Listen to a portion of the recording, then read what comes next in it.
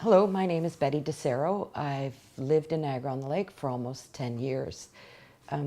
4 years of that I've spent on town council as a member of council. I come to learn that Niagara-on-the-Lake is got so many opportunities for people of all ages and of all backgrounds. We have 5 urban areas that have very unique attractions in them, and each one of them offers a great deal. Together, nestled in a winery setting, I believe that we are one of Canada's best towns to live in and to work. Let me talk about each area individually. I see Queenston and the Old Town as 2 of our heritage areas where we all started Upper Canada back in the 1700s and 1800s, where a lot of significant firsts happened here. We have to preserve that for all of Canada to come and appreciate.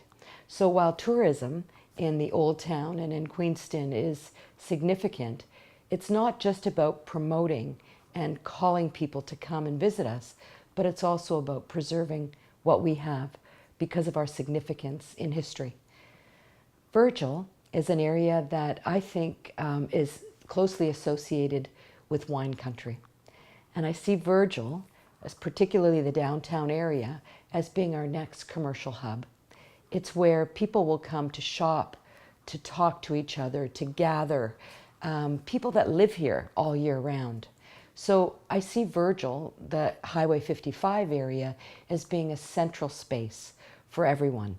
While we have to pay tribute to our farming community and the Mennonite community that came and started that town, we also need to save it for those people that are coming after us. St. David's has got a lot of history as well, but it's also a little bit of a bustling residential area.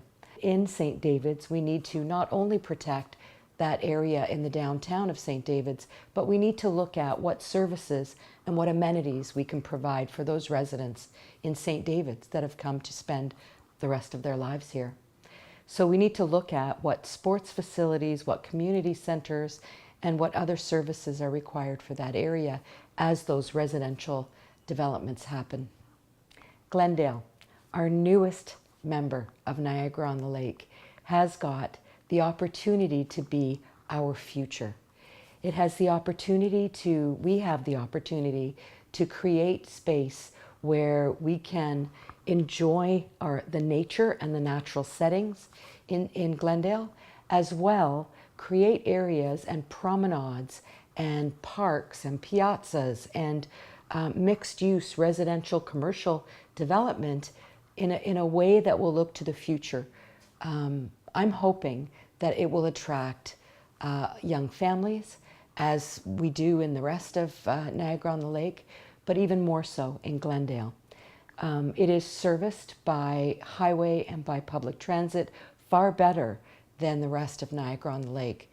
So opportunities there with their education system, Niagara College, and the vicinity to Virgil, Old Town, St. David's, and Queenston makes it a very special place. These are our plans for Niagara-on-the-Lake, but first, what we have to do is figure out what we as a community, all 5 urban areas, the farming community, what we want our future to look like collectively. We need to come together with an official plan. This is something that I've been pushing now for the last 4 years on council, and I'm hopeful that the very first thing that we do in that council in the next coming term is finalize the official plan. There's always going to be adjustments that have to be made, and that's what official plan amendments are about. But let's come together, write it in stone, so people know when they come to Niagara-on-the-Lake who we are, where we're going, and what we want to be. Let's us make that decision instead of allowing others make those for us. Next term will be a term of finishing unfinished business. So once we get the official plan in place, we have to look at master plans, like a recreation master plan, a transportation master plan, a cultural master plan. We also need to look at an irrigation master plan. Our farmers, our most significant employment in Niagara-on-the-Lake, have much to do with the irrigation systems. And we need to, our town, as an obligation to that farming community, ensure that they have a plan where that they can get irrigation readily and that we help them to get that irrigation. We need to be able to go to provincial and federal governments to talk about the costs of maintaining that system. Right now, some of the irrigation systems need to be repaired, and we're looking at the issue of Phragmites, which is an invasive plant that is destroying our irrigation and drainage ditches. So just to do that alone, we will need help from provincial and federal governments. But if we don't have that irrigation master plan complete, we can't ask anyone for help because they're going to ask us, what is it you want to do? So I think we need to look at ways in which we need to finish our plans over the this next term of council in order to get assistance from other levels of government, in order to know where we're going, in order to let people know what we want to be.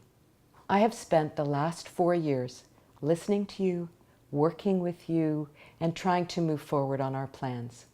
Now is the time we need to make those decisions, and I am ready to lead the next term of council. My name is Betty DeCero, and I ask for your support.